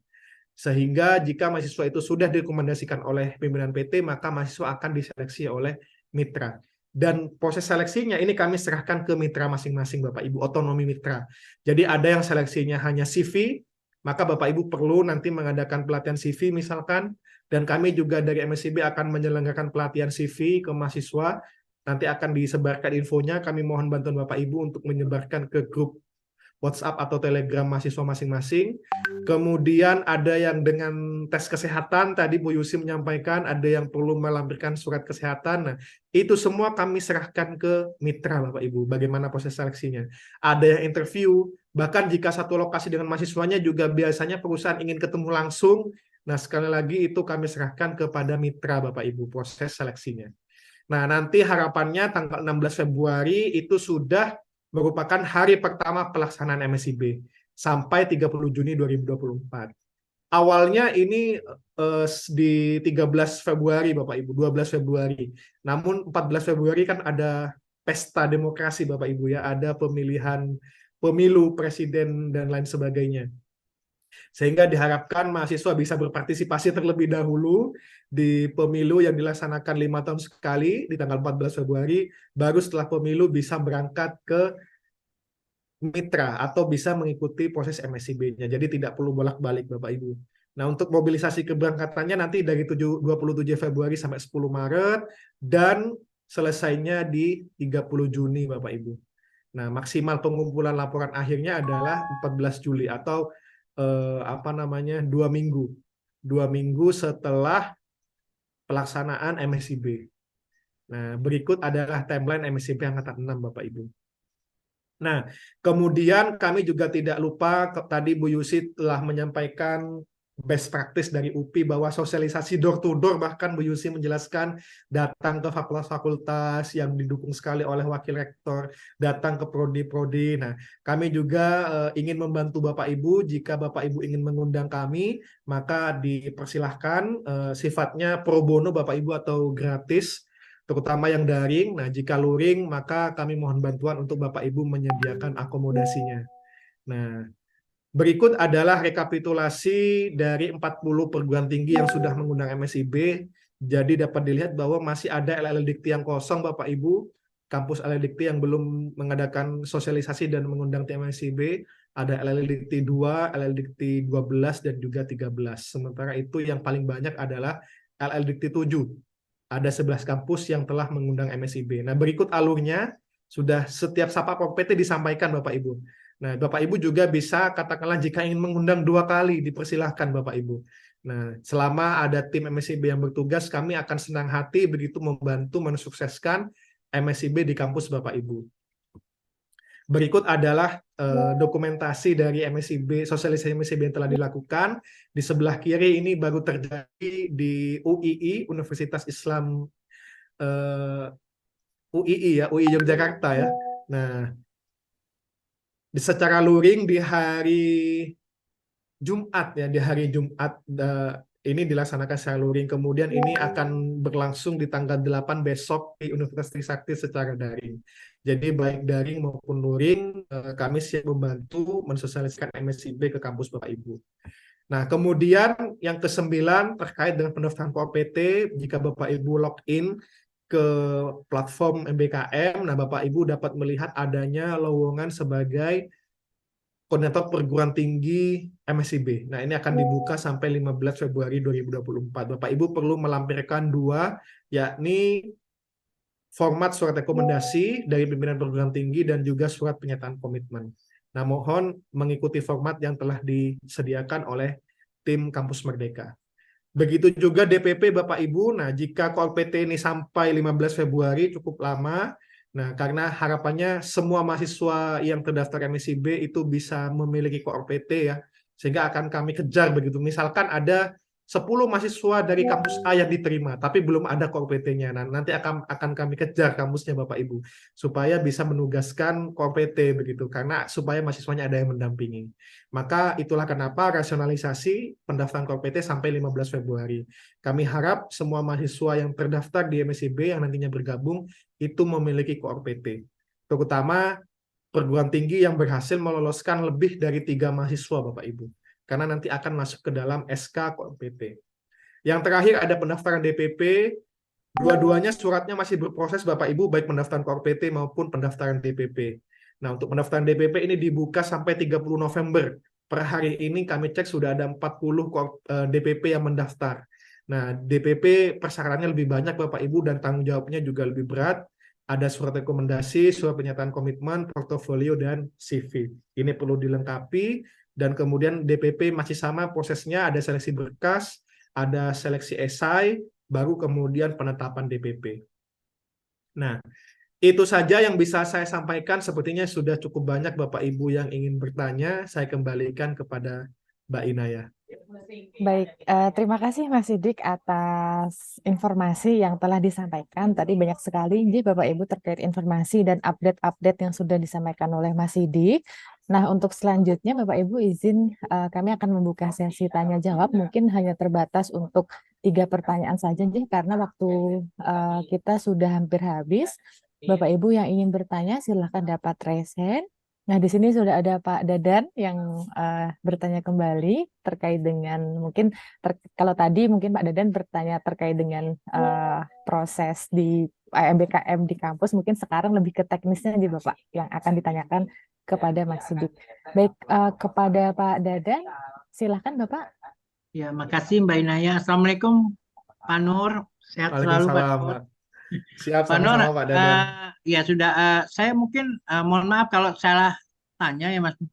Kemarin itu kan saya sudah mendaftarkan yang PIC perguruan tinggi Mas Nur. Alhamdulillah sudah terverifikasi. Kemudian sudah masuk ke email ke masing-masing prodi.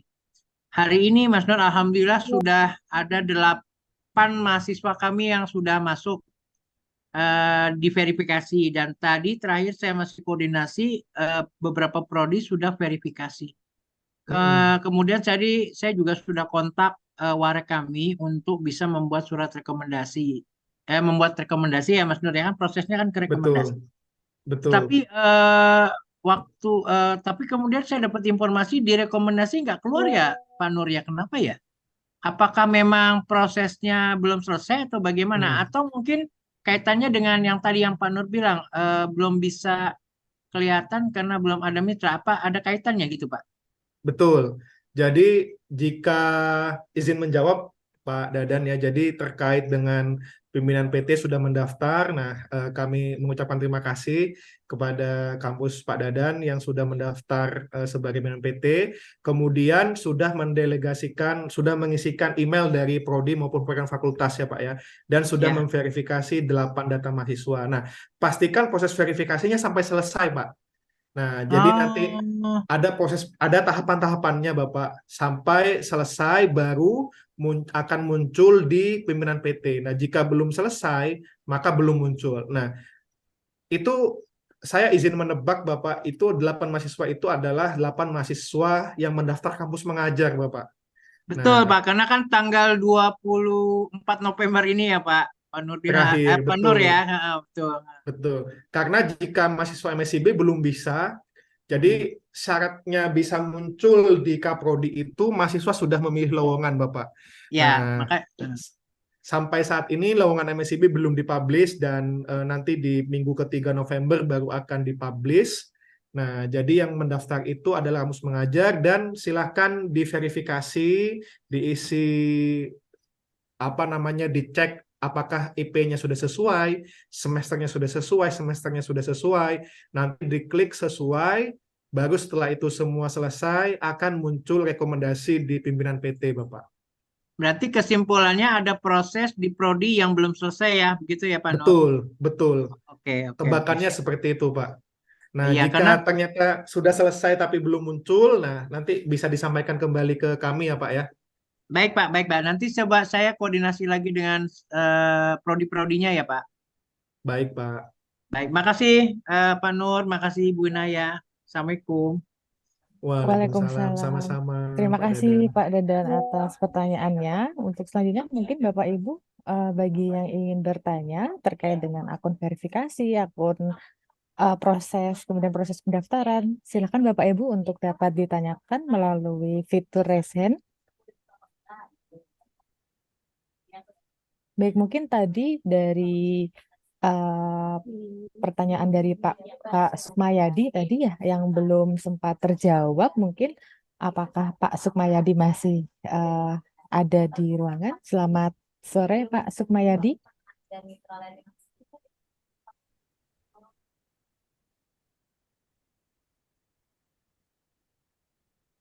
Selamat sore Bapak. Mungkin tadi Bapak pertanyaan yang sempat Bapak sampaikan ketika sesi tadi mungkin sekarang bisa dapat ditanyakan dan akan dibantu dijawab oleh Mas Sidik. Silakan Bapak. Iya, terima kasih Mbak Inaya. Selamat sore Pak Sidik.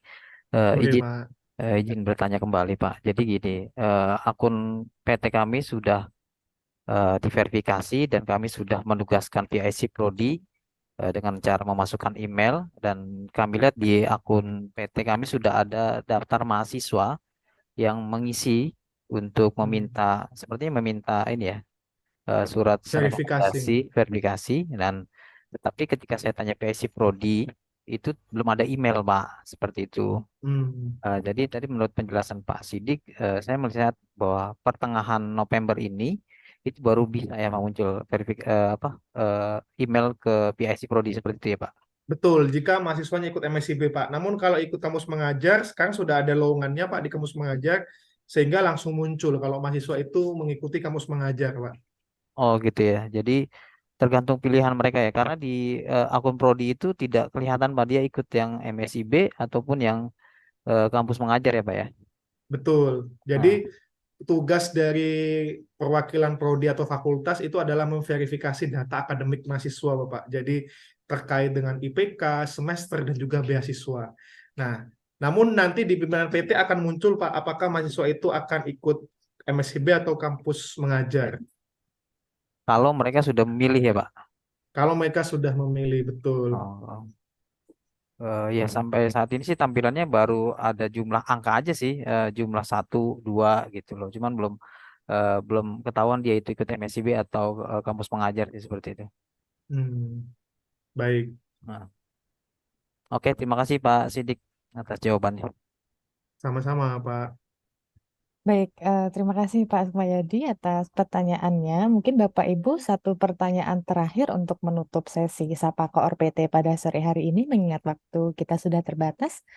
Mungkin dari Bapak Ibu adakah satu pertanyaan terakhir yang ingin disampaikan? Silahkan. Berarti sebenarnya Atau sepertinya sudah cukup deh Bapak Ibu untuk pertanyaan karena kami melihat bahwa memang banyak sekali diskusi yang ada di grup deh Bapak Ibu, mungkin beberapa pertanyaan sudah terjawab melalui grup seperti itu. Baik, Bapak Ibu, apabila tidak ada pertanyaan, mungkin apakah bisa kita akhiri Ji untuk sesi sharing session Sapa Koor PT pada sore hari ini? Oh iya, izin menambahkan Mbak Inaya terkait tampilannya. Nah, ini adalah tampilan dari pimpinan PT Bapak Ibu. Nah, ini pemberian izin apa namanya? Nah, nanti akan muncul nama mahasiswanya, program studi semester, nomor WhatsApp, tipe programnya. Nah, ini akan muncul di penanggung jawab prodi. Jadi ketika nanti akan mendapatkan email, nah diklik di verifikasi sekarang, nanti muncul. Mohon maaf tadi Pak Sukma ya, jadi di perwakilan prodi pun sudah muncul Pak tipe programnya, apakah mahasiswa itu ikut kampus mengajar maupun MSIB. Ada nomor WhatsApp-nya, nanti Bapak Ibu yang dari prodi klik periksa, nah akan diminta memeriksa nama, NIM, program studi, tipe program, IPK, dan seterusnya. Nah, jika Bapak Ibu memberikan izin, nanti akan diteruskan ke pimpinan PT. Namun jika ditolak, nah akan ada penjelasan kenapa ditolak. Misalkan mahasiswa masih semester 2 begitu. Nah, maka itu bisa ditolak misalkan. Atau mahasiswa IP-nya sangat rendah, misalkan 1, sehingga jangan ikut PPKM dulu, perbaiki dulu IP-nya, misalkan seperti itu Bapak Ibu. Dan seterusnya. Ini sebenarnya cukup lengkap, buku panduannya ada di tautan ini yang ada di deskripsi grup Bapak Ibu. Kemudian bisa klik materi sosialisasi dan FAQ, kemudian ada buku panduan. Nah, buku panduannya sudah cukup lengkap.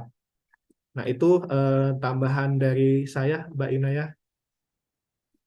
Baik, terima kasih Mas Sidik atas tambahannya. Mungkin dari Bapak Ibu untuk sesi Sapa Koor PT pada sore hari ini sudah bisa kita cukupkan, Jih. Karena izinkan kami untuk undur diri dan mengakhiri pertemuan pada sore hari ini. Terima kasih kami ucapkan kepada Bapak Ibu yang telah berkenan hadir pada acara sore hari ini. Dan terkhusus terima kasih kepada Bu Yusi yang telah berkenan hadir dan memberikan atau membagikan pengalaman dalam pengelolaan MBKM di UPI. Kami mengucapkan terima kasih kepada Bapak Ibu atas bantuan, kerjasama, dan kontribusinya untuk bersama-sama membantu mahasiswa dalam berproses di program MSIB. Apabila Bapak Ibu masih memiliki pertanyaan yang mengganjal dan belum terjawab pada sore hari ini, kami sangat terbuka Bapak Ibu untuk pertanyaan. Silakan dapat menghubungi kami melalui WhatsApp di grup, dan juga apabila terkendala terkait dengan platform, Bapak Ibu bisa menghubungi pusat bantuan. Baik, sekali lagi kami mengucapkan terima kasih atas waktu Bapak Ibu sekalian. Acara hari ini izin kami akhiri. Mohon maaf apabila terdapat salah dalam tutur kata, baik yang disengaja maupun tidak kami sengaja. Sekian Bapak Ibu. Assalamualaikum warahmatullahi wabarakatuh. Selamat sore. Selamat sore. Terima kasih Mbak Inaya, Mas Nur. Terima kasih semua. Terima kasih Bu Yusi. Terima kasih Bapak Ibu.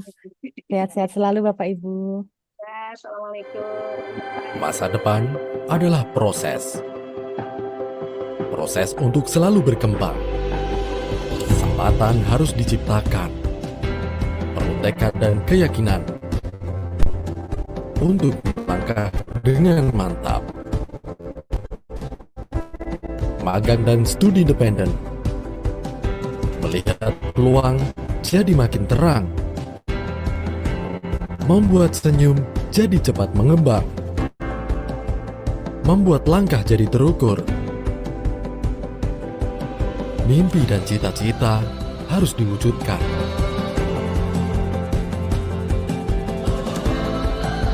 Kita anak-anak bangsa. Bentangkan niat.